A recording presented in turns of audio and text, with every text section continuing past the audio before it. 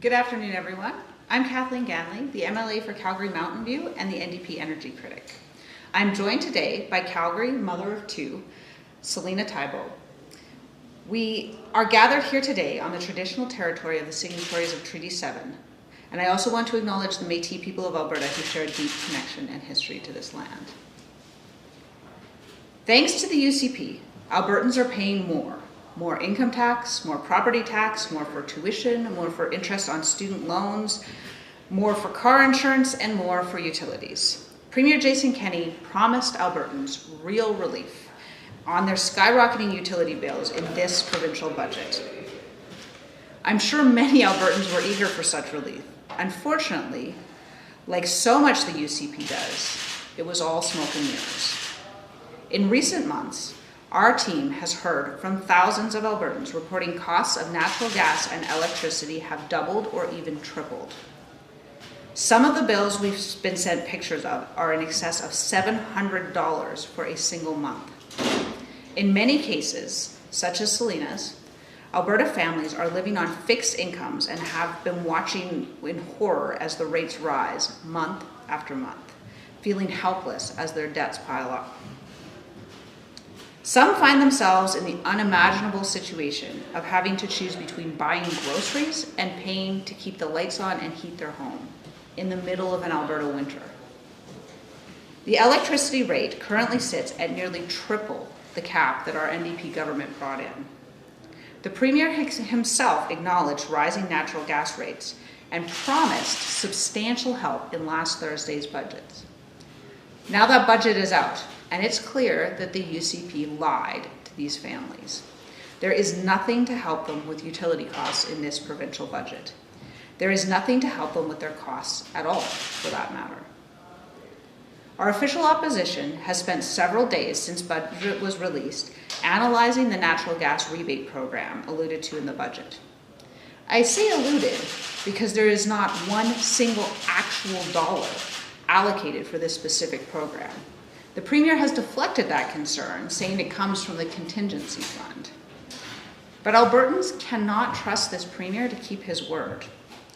Even if he is telling the truth, the rebate program won't start until next October, and it will only apply to those using an average amount of natural gas or paying more than $6.50 per kilojoule.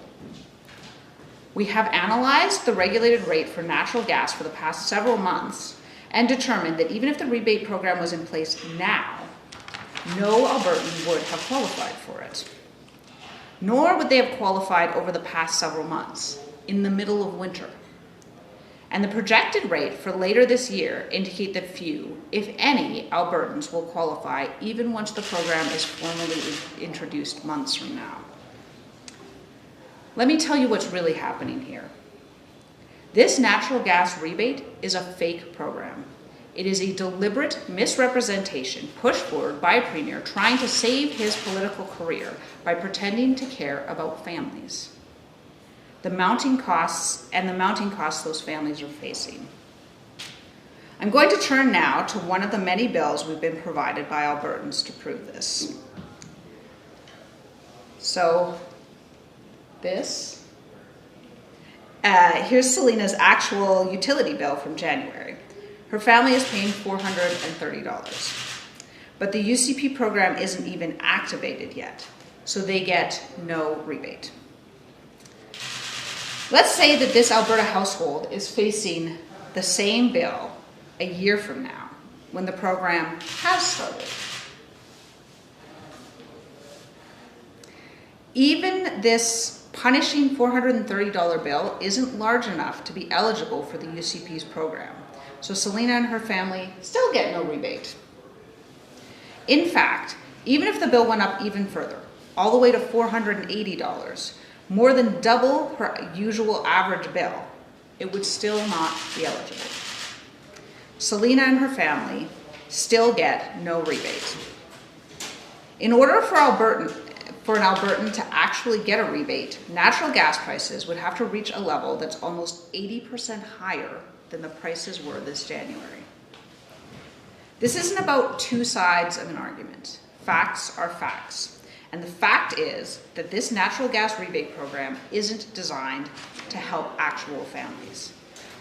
These skyrocketing utility bills come on top of auto insurance that increased north of 30% since this government took office, with no requirement for proof that costs are rising faster than the 5% a year cap. They come on top of the rising cost of groceries, rising tuition, hikes in property taxes, student loan interest, and more. And in almost every instance, policy decisions made by the UCP government are to blame. I'm here with Selena today on behalf of Alberta families to demand that the UCP step up, follow through on their promise to provide real relief for families. They can do this in several ways. They can restore the rate cap we put in place. They could apply a temporary reverse rate rider. They could implement rebates on both electricity and natural gas. Rebates that are actually real. All of this could involve income testing or apply only to families below average energy consumption to avoid creating perverse incentives. My message to the Premier is this: no more smoke and mirrors. No more fake utility rebates. Do something to help Alberta mothers like Selena. Thank you, and I'll turn things over to Selena to say a few words, and then both of us are happy to take your questions.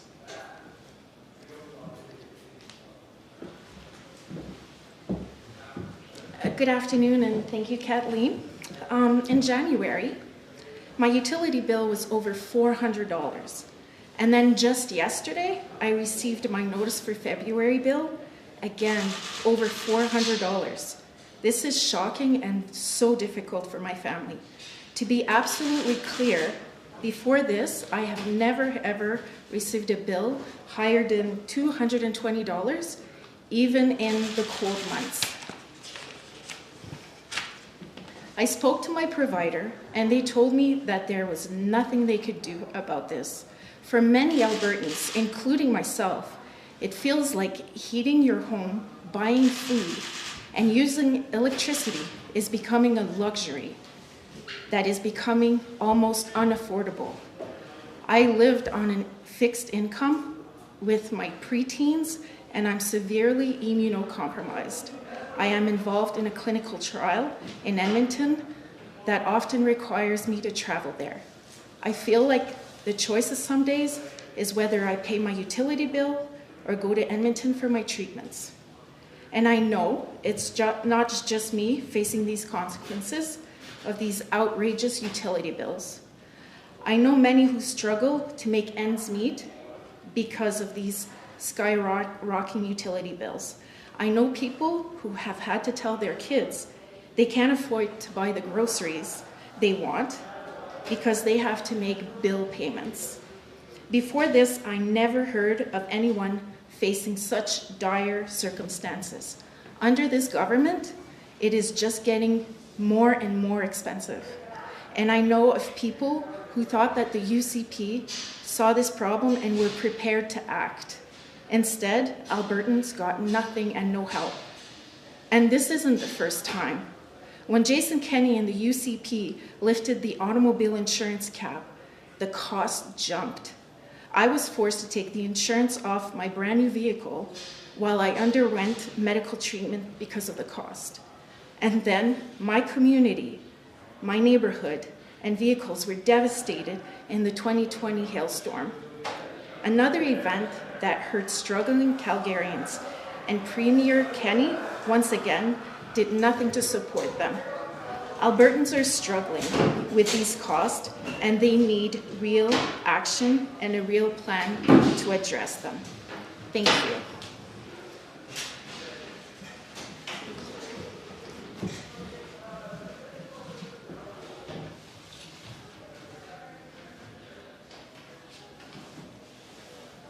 Okay, we'll now open up to questions, either in person or on the line. First, we'll go to questions in person. Seeing no questions in person, we'll move to the line. Just a reminder, if you're joining by Zoom, to use the raise hand function. First up is Dylan Short from Post Media. More clarifications. Could I just get the spelling of Selena's name? Yes, you can. I will double confirm, but first name, last name? Yeah, absolutely. First name and last name. Celibault.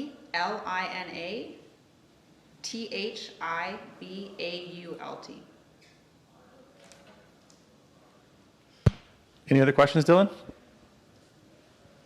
Yeah, just while I have you, obviously the Premier's been asked about this a few times in the past, and he sort of deflects and says that the NDP likes higher bills for families. He, points to the carbon tax that the NDP government brought in. Could I just get a response to that? Obviously, this is very in contrast to what's being said today.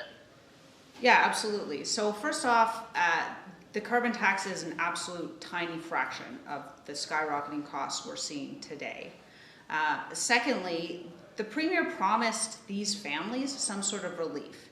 He comes forward with a program, and the program is completely fake. It doesn't apply to anyone in the past, and it's unlikely to apply to anyone in the future, even when it does kick in. So, we have been calling for months for him to do something about skyrocketing costs for families in a number of areas. The Premier has been completely unresponsive to any of those suggestions.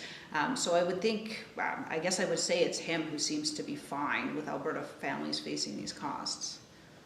Any other questions, Dylan? I think I'm good for now. Thanks. Okay, we'll do one more pass for questions on the line.